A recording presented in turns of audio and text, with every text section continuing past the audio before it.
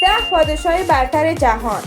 شماره 10 چنگیزخان، کسی که بزرگترین امپراتوری را تأسیس کرد. شماره 9 اسکندر مقدونی از قلب مقدونیه. شماره 8 لویی 14 فرانسه با قدرت مطلق. شماره 7 آتیلا خان برای جهان باستان.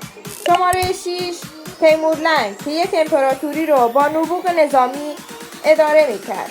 شماره 5 هنری ششم، پادشاه انگلستان که سلطنتش در نهایت به صورت آشفتگی سیاسی در درام شخصی منعکس شد.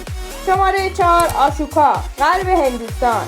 شماره 3 رامسس دوم، فرعون مصر که فتوحات امپراتوری را به اوج خودش رسوند.